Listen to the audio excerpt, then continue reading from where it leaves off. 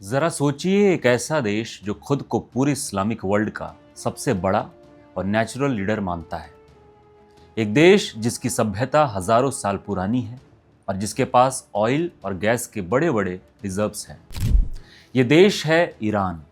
लेकिन यहीं एक बड़ा सवाल खड़ा होता है। ईरान जो खुद को इस्लामिक दुनिया का लीडर समझता है, उसके अपने ही पड़ोसी देश जिनमें से ज्यादातर मुस्लिम हैं, उसके सबसे बड़े दुश्मन या राइवल क्यों बने हुए हैं। यह कहानी सिर्फ जमीनी बॉर्डर्स या पानी के झगड़े की नहीं है। ये कहानी है इतिहास, धर्म और पावर की उन गहरी दरारों की जो इन देशों को अपने ही इस्लामिक भाई ईरान के खिलाफ खड़ा करती है। ये एक ऐसी चेस की बाजी है जहां धर्म के मोहरे के पीछे पावर, सिक्योरिटी और डोमिनेंस का एक बहुत बड़ा गेम खेला जा रहा है। आज हम इसी पजल को सॉल्व करेंगे और जानेंगे कि ईरान के पड़ोसियों के साथ उसके रिलेशंस में इतनी कड़वाहट क्यों है।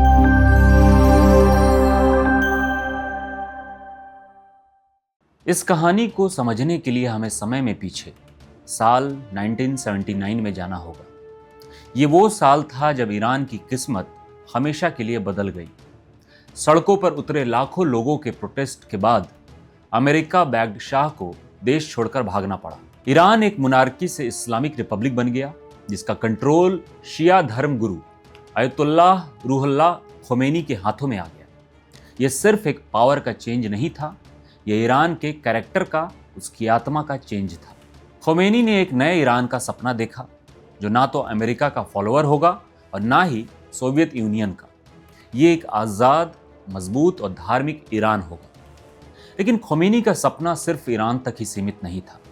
उन्होंने इस्लामिक रिवॉल्यूशन के एक्सपोर्ट का नारा दिया। इसका साफ मतलब था कि ईरान की यह शिया इस्लामिक रिवॉल्यूशन उसकी सीमाओं के अंदर बंद नहीं रहनी चाहिए, बल्कि इसे पड़ोसी मुस्लिम देशों में भी फैलाया जाना चाहिए। बस यहीं से खतरे की पहली घंटी बजी। ईरान के ज़्यादातर पड़ोसी देश, खासकर सऊदी अरबिया जैसे अमीर खाड़ी देश, सुन्नी इस्लाम को मानने वाले मोनार्की शासन थे। उनके लिए ईरान का ये नारा अपनी पावर के लिए एक डायरेक्ट थ्रेट था। उन्हें डर लगा कि ईरान उनके देशों में शिया आबादी को भड़काकर उनके यहाँ रिजाइम चेंज की कोशिश कर सकता है। सऊदी अरबिया, जो खुद को सुन्नी इस्लाम का सबसे बड़ा सपोर्टर मानता था, उसने ईरान को अपने रीजनल डोमिनेंस के लिए एक डायरेक्ट चैलेंज के तौर पर देखा। 1979 की इस क्रांति ने ईरान को रातों रात अपने पड़ोसियों का दोस्त नहीं, बल्कि एक आइडियोलॉजिकल दुश्मन बना दिया। और इस दुश्मनी की आग आज तक मिडिल ईस्ट को झुलसा रही है। जब भी ईरान और उसके पड़ोसियों, खासकर सऊदी अरबिया के बीच दुश्मनी की बात होती है, तो शिया सुन्नी कॉन्फ्लिक्ट का जिक्र जरूर आता है। ये झगड़ा इस्लाम के शुरुआती दिनों से जुड़ा है, जब प्रोफेट मोहम्मद साहब के बाद उनके उत्तराधिकारी को लेकर मतभेद पैदा हुए। जिन्होंने प्रोफेट के ससुर अबू बकर को पहला खलीफा माना, वो सुन्नी कहलाए, और जिन्होंने उनके दामाद हजरत अली को असली वारिस माना, वो शिया कहलाए। आज दुनिया के लगभग 85% मुसलमान सुन्नी हैं, जबकि ईरान दुनिया का सबसे बड़ा शिया मेजोरिटी देश है। ईरान खुद को दुनिया भर के शियाओं का प्रोटेक्टर बताता है। वहीं सऊदी अरबिया, जहां इस्लाम के दो सबसे पवित्र स्थान मक्का और मदीना है, खुद को सुन्नी दुनिया का लीडर मानता है। लेकिन आज के दौर में ये समझना ज़रूरी है कि ईरान और सऊदी अरबिया का ये संघर्ष सिर्फ धर्म की लड़ाई नहीं है, यह उससे कहीं बढ़कर पावर और डोमिनेंस का गेम है। दोनों देश इस सदियों पुरानी धार्मिक दरार का इस्तेमाल अपने अपने पॉलिटिकल फायदे के लिए करते हैं। ईरान अपनी शिया आइडेंटिटी का इस्तेमाल लेबनान, सीरिया, इराक और यमन जैसे देशों में अपना इन्फ्लुएंस बढ़ाने के लिए करता है। वो इन देशों में शिया समूहों को सपोर्ट देकर एक शिया क्रेसेंट बनाने की कोशिश करता है, ताकि सऊदी अरबिया और उसके एलाइज को घेरा जा सके। इसके जवाब में सऊदी अरबिया अपनी सुन्नी आइडेंटिटी और ऑयल से हुए ज़बरदस्त कमाई का इस्तेमाल करके पाकिस्तान, इजिप्ट जैसे सुन्नी मेजोरिटी देशों को अपने साइड में रखता है, ताकि ईरान के बढ़ते इन्फ्लुएंस को रोक सके। तो जो ऊपर से एक धार्मिक लड़ाई दिखती है, वो असल में मिडिल ईस्ट का किंग बनने की एक रेस है, जहां शिया और सुन्नी आइडेंटिटी सिर्फ चेस के पीसेस हैं। ईरान अपने पड़ोसियों से डायरेक्ट वार नहीं लड़ता। उसने लड़ाई का एक नया और ज़्यादा डेंजरस तरीका खोज निकाला है, जिसे प्रॉक्सी वार कहते हैं। इसका मतलब है कि ईरान अपनी आर्मी को सीधे मैदान में भेजने के बजाय दूसरे देशों में मौजूद स्थानीय फाइटर ग्रुप्स को पैसा, हथियार और ट्रेनिंग देकर अपने दुश्मनों के खिलाफ इस्तेमाल करता है। इन समूहों को ईरान का प्रॉक्सी कहा जाता है। पिछले 40 सालों में ईरान ने ऐसे प्रॉक्सी ग्रुप्स का एक बहुत बड़ा नेटवर्क खड़ा किया है, जिसे वो एक्सिस ऑफ रेजिस्टेंस कहता है। इसका मकसद मिडिल ईस्ट में अमेरिका और इजराइल के इन्फ्लुएंस को चैलेंज करना और अपने राइवल अरब देशों, खासकर सऊदी अरबिया को परेशान करना।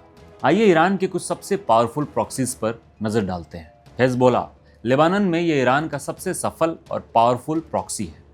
आज ये लेबानन की सबसे बड़ी पॉलिटिकल और मिलिट्री पावर बन चुका है। हौथी रेबल्स, यमन में सऊदी अरबिया की बॉर्डर पर बैठे हौथी रेबल्स ईरान के लिए बेहद इंपॉर्टेंट है। ईरान उन्हें मिसाइल्स और ड्रोन्स देता है, जिनका इस्तेमाल वो सऊदी अरबिया पर अटैक करने के लिए करते हैं।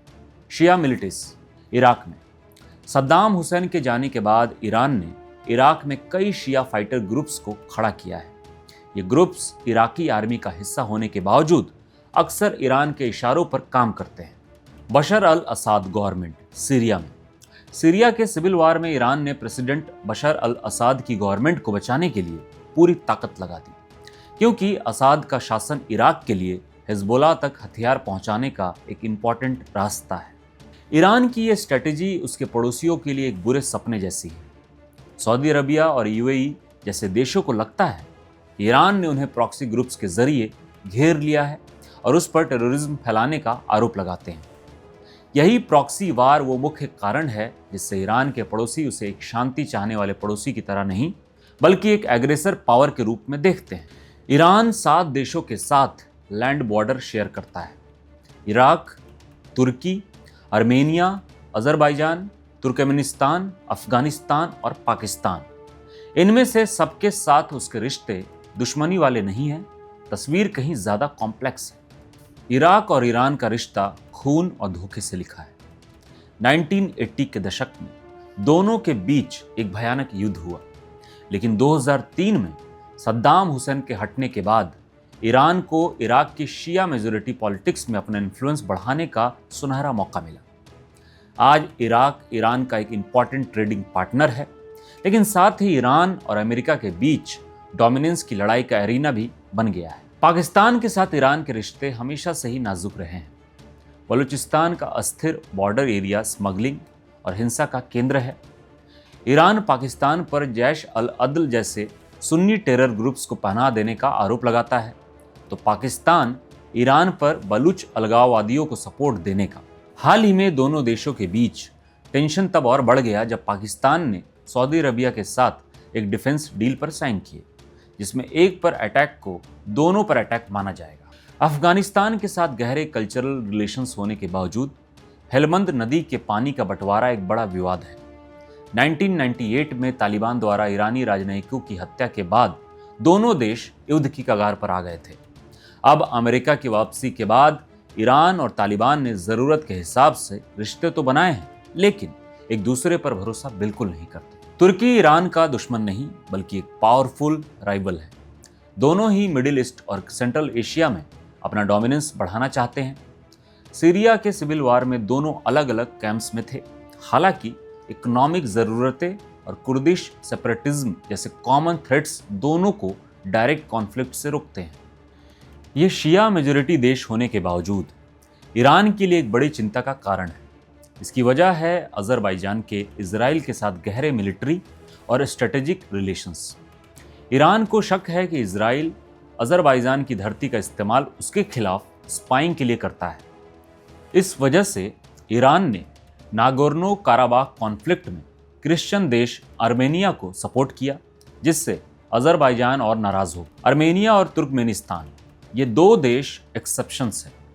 आर्मेनिया ईरान का एक स्ट्रॉन्ग स्ट्रेटेजिक एलाई है, क्योंकि ईरान उसके लिए तुर्की और अजरबैजान के खिलाफ एक बैलेंस का काम करता है। वहीं तुर्कमेनिस्तान ने हमेशा न्यूट्रलिटी की पॉलिसी अपनाई है और किसी भी रीजनल कॉन्फ्लिक्ट से दूर रहता है। ईरान के अपने पड़ोसियों से खराब रिश्तों का एक बहुत बड़ा कारण एक्सटर्नल पावर्स, खासकर अमेरिका और इजराइल भी है। खाड़ी के ज़्यादातर देश जैसे सऊदी अरबिया और यूएई अपनी सिक्योरिटी के लिए अमेरिका पर डिपेंडेंट है।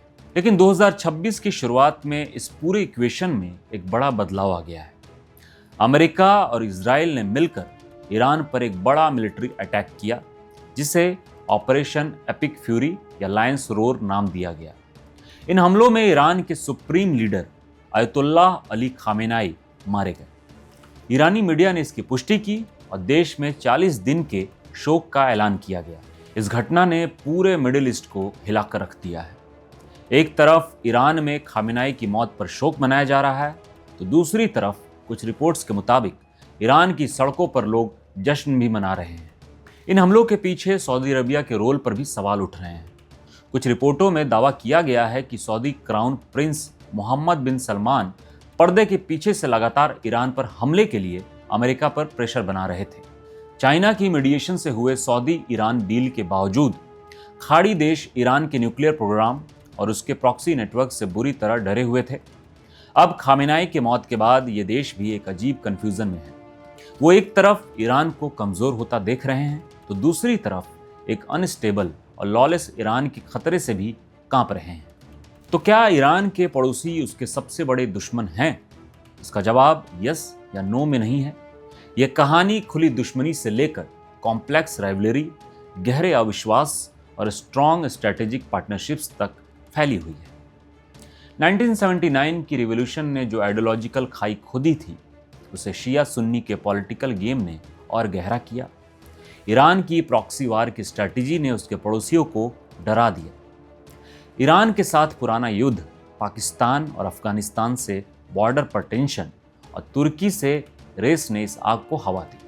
और अब 2026 में खामेनाई की मौत के बाद मिडिल ईस्ट एक नए और अनिश्चित भविष्य के मोड़ पर खड़ा है। ईरान का न्यूक्लियर प्रोग्राम अब किसके हाथ में होगा? क्या ईरान का प्रॉक्सी नेटवर्क बिखर जाएगा या और ज़्यादा डेंजरस हो जाएगा? ये वो सवाल है जो सिर्फ ईरान के पड़ोसियों को ही नहीं बल्कि पूरी दुनिया को परेशान कर रहे हैं। अब सवाल आपके लिए, आपको क्या लगता है, खामेनाई के बाद का ईरान कैसा होगा? क्या इस रीजन में पीस की कोई उम्मीद है, या मिडिल ईस्ट की किस्मत में हमेशा टेंशन और कॉन्फ्लिक्ट ही लिखा है? अपनी ओपिनियन हमें नीचे कमेंट्स में ज़रूर बताइए और वीडियो को देखने के लिए धन्यवाद।